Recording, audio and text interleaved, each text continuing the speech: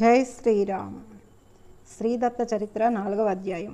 దత్తుని ఆవిర్భావము అధ్యాయము. బ్రహ్మ 14 లోకములను సృష్టించెను. విధాత నేత్రముల నుండి జన్మించిన అత్రి మహాముని యొక్క భార్య అనసూయ. ఆమె మహాపతివ్రత, నిత్యము పతిసేవాపరాయణ, అతిథులకు ఆతిథ్యమిచ్చుటలో స్వప్నమందైనను ఆమె విముఖురాలు కాదు. ఆమె పాతివ్రత్యము మహిమ ఎంత విశిష్టమైనదనగా, ఆమె స్వర్గలోక సర్వ ఐశ్వర్యములను హరించనేమో అని ఇంద్రాది దేవతలు కూడా భయభ్రాంతులై బ్రహ్మ, విష్ణు, మహేశ్వరును శరణుజొచ్చిరి.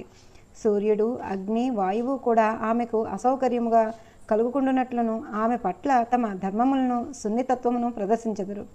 ఆమె పాతివ్రత్య మహిమను వినిన త్రిమూర్తులు క్రుద్ధులే. ఆ పతివ్రత అంత మహిమగలదా అని తలచి ఆమె పతివ్రతా ధర్మమునకు భంగము చేయతలిచి అత్రి మహర్షి లేని సమయమున వారి ఆశ్రమమును ఆతిథ్యముకై విచ్చివేసిరి.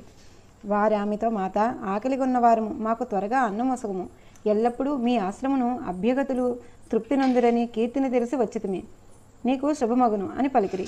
వారి మాటలు విన్న అనసూయ ఆతిథ్య ప్రదేశమున రంగవల్లులు తీర్చి వారిని ఉచితాసనపై కూర్చుండచేసి నమస్కరించి అర్ఘ్యము నొసగి మంచి గంధ పుష్పాక్షతలచే పూజించి, మీరు సంధ్యావందములు పూర్తి చేసుకునుడు, అన్నము తయారైనది, మీకు పెట్టెదను అని అనుష్ఠానముకే వెళ్ళినారు అనెను. వారు, అత్రి వచ్చే వరకు మేముండము, ఆలస్యము చేయకము, శీఘ్రముగా అన్నము పెట్టినా భుజించదము అని పలికిరి.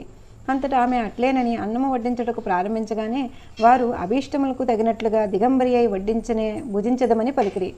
ఆమె ఒక్క క్షణము కిన్నురాలే, నా మనసు నిర్మలమైనది, వారు కామకేలతో నాకు పని ఏమి, నా భర్త తపోబలమే నన్ను తరింపచేయును అని మనస్సును సంకల్పము చేసుకుని అత్రి మహర్షి పాదములు స్మరించుకుని దిగంబరి అయి అన్నము వడ్డించుటకు బయటకు రాగా వారు ముగ్గురు పసిబాలలవై నేలపై పొర్లుచు ఆకలితో ఏడ్చుచుండిరి.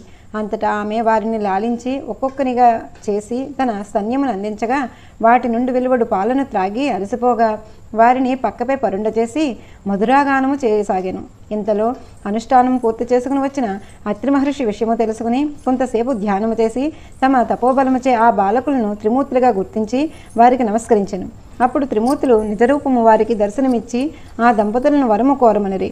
ఆ మహర్షి ధర్మపత్ని పవిత్రవాక్కును అనుసరించి ఆ త్రిమూర్తులనే తనకు సంతతి కావాలని వేడుకునిరి. అట్లే బ్రహ్మ చంద్రుడుగాను, విష్ణువు దత్తుడుగాను, ఈశ్వరుడు దూర్వాసులుగాను జనించి పెరిగి పెద్దవారైరి. తదుపరి చంద్రుడు చంద్రమండములకు దూర్వాసుడు తీర్థదర్శనాకాంక్షుడై వెళ్ళిరి. త్రిమూర్త్యాత్మకుడైన శ్రీదత్తుడు వారి గృహమును నిలిచెను. ఈ శ్రీదత్తుడే గురు పరంపరనకు మూలపీఠమాయను. జై శ్రీరామ్.